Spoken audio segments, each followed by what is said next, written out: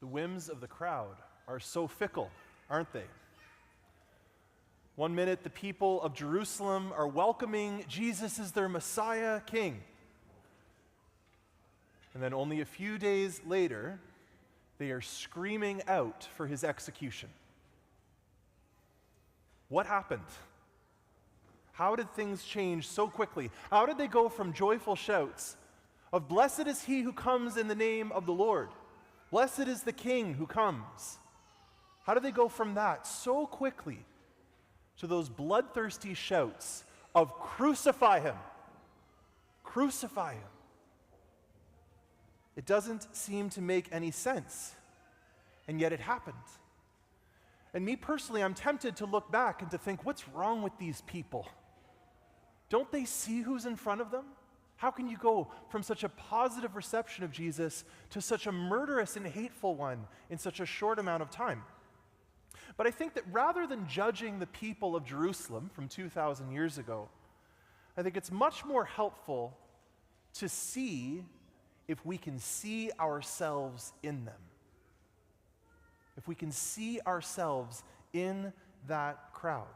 For instance, don't you find it easier to follow Jesus when everyone else around you is doing that? When you can just go along with the crowd? I know that me personally, I find that it's so much easier to live out my faith when my faith is fulfilling all of the expectations that I have for it. It's so much easier to do that. And could that be a part of what is happening in the Jewish crowd that day? You see, the triumphant reception of Jesus into Jerusalem is precisely because they believe that he is the king that was promised to them, the one that they had been waiting for centuries, and they had high expectations for this Messiah. They had high expectations. They expected that the Messiah would come to establish a Jewish kingdom in Israel, that he would unite the people in overthrowing the Romans and driving them out, that he would establish justice, that he would bring peace to the land. And so, of course, they're excited that he's arrived. I mean, wouldn't you? The king is here. The Messiah has finally come. Our families can be free. The oppressors will be cast out. Everything will get back to the way it's supposed to be. We would have power over our enemies again. And I think that this is one of the reasons they're so jubilant when Jesus comes. And I also think that there's people that are there in the crowd that day that don't really know what's going on. Maybe they don't fully understand even who Jesus is, but they're just caught up in the excitement of the day.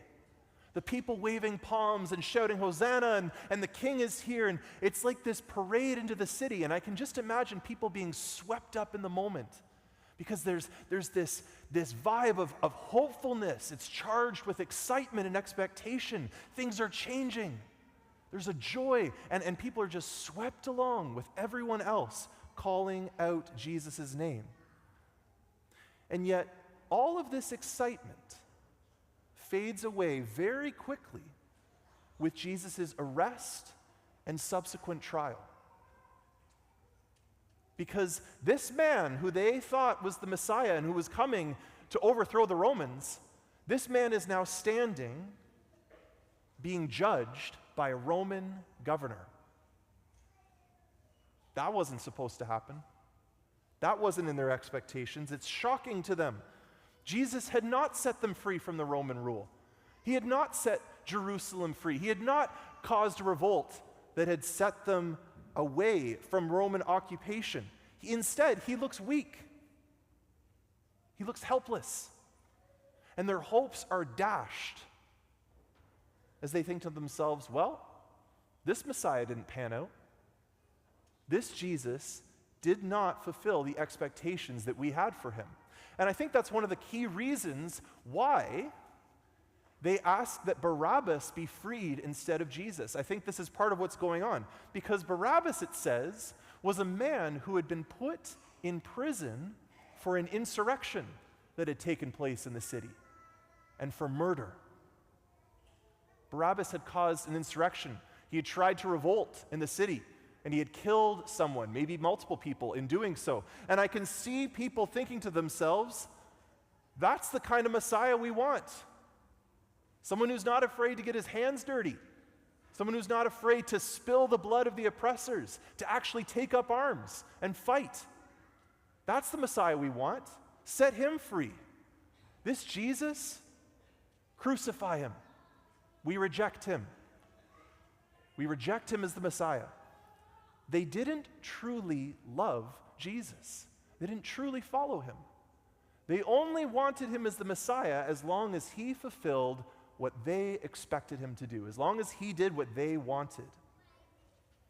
And in their rejection of Jesus, they call for his blood to be spilt. And just like in the triumphant procession, I believe that there were some people in that crowd calling out, "Crucify him," who still didn't know what was going on.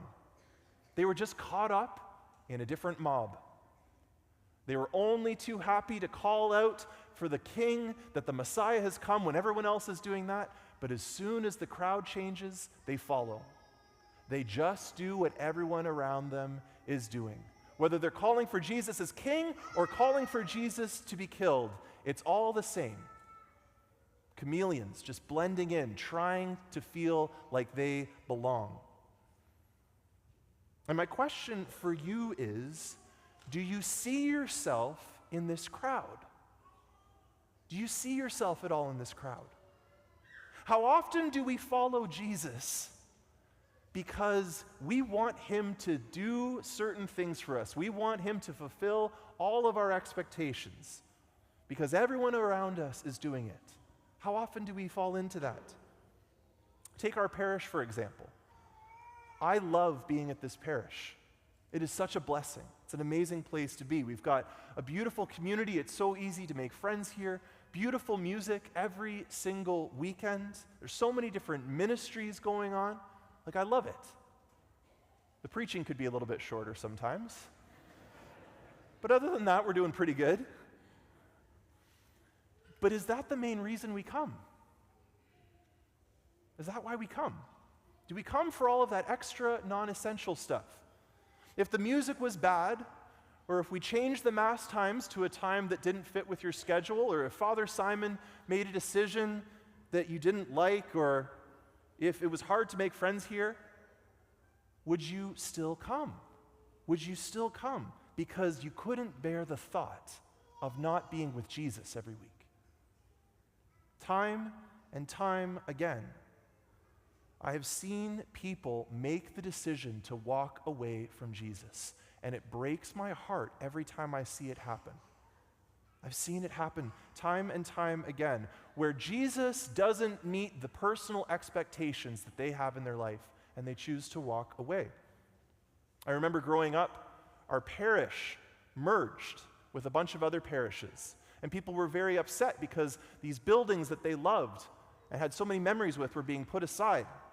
And I remember one guy saying, "That's it, I'm leaving.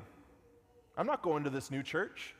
I had my first communion in this old church. I was baptized there. I was married there. I expected to be buried there. I'm done." And I remember as a kid being shocked by this. I was scandalized. Like, don't you know Jesus is in the new building? Don't you know that he's there? How can you leave him behind? But because his personal expectations about a building weren't met, he walked away from Jesus, quite literally. I remember another guy I was talking with once. He just started getting involved in faith, and we were talking about a certain sinful lifestyle that he was living in. And he told me, I think Jesus is fine with what I'm doing. And even if he's not fine with it, I have no problem if I stood before him face to face explaining why he's wrong. Really? That's bold. I don't think I would be telling the creator of the universe, the giver of law, of the moral law itself, I don't think I'd be telling him that he did anything wrong. Right? But this was a hang-up for him. He liked Jesus, but he wasn't willing to follow him. And this is not a judgment of people. I'm not sitting in judgment over these people saying like, oh, they're the worst people ever. Good riddance. Get out of here. No, I'm saying this because this is a temptation I face. This is a temptation we all face on some level. If we are coming to church because of the beautiful buildings, or the moving music, or the friends that we've made, or any of these other extra things, then if any of that gets taken away, our faith will fall away.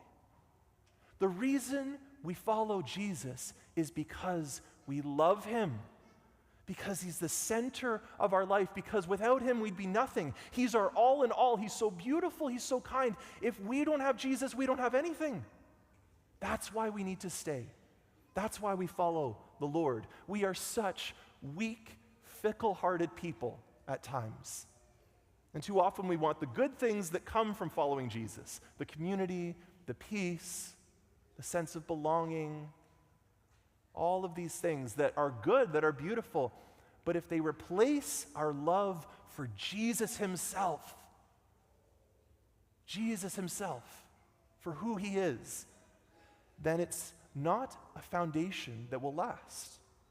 I think our challenge this Palm Sunday is to look into our own hearts and ask ourselves, what's my true motives for following the Lord? Why am I doing this? Is it because I have certain expectations that I want met? Is it because my family or those around me, this is just what we do? Or is it because I have passionately fallen in love with the Lord? And there's nowhere else I'd rather go. We're entering with this Sunday into Holy Week, the most sacred time of year. I love Holy Week. I hope you do too. It is packed full of graces. Buckle up, everyone. Holy Week is awesome. Just enter into Holy Week. Let the Lord take you through as we go through his suffering, through his death, through his resurrection. Every single day is packed with graces that the Lord wants to give you. What if this Holy Week, instead of imitating the fickle crowd, we imitated the faithfulness of Mary? We imitated the faithfulness of Mary. I'm sure Mary was rejoicing with the crowd as her son was welcomed as king into Jerusalem. But she was also there, weeping as her heart broke at the foot of the cross as her son died above her. I'm sure she walked through that parade as people shouted Hosanna and waved palm branches. And she also walked with her son as he dragged his cross through those same streets. But Mary was not fickle-hearted. She was faithful. Her heart was one of faith in the Lord. She loved him for who he was, not because of what he could do for her, not because of the expectations that she had. She didn't care what happened around her, what others did. She was following Jesus because she loved him. We need to imitate her in that. And if we do, then our faith will really come into focus. There will be a stability to our spirituality that will be rock solid, because it won't be based on all the good things that happen in church, of which there are many, but it would be based on Jesus himself, as we are faithful rather than fickle towards him.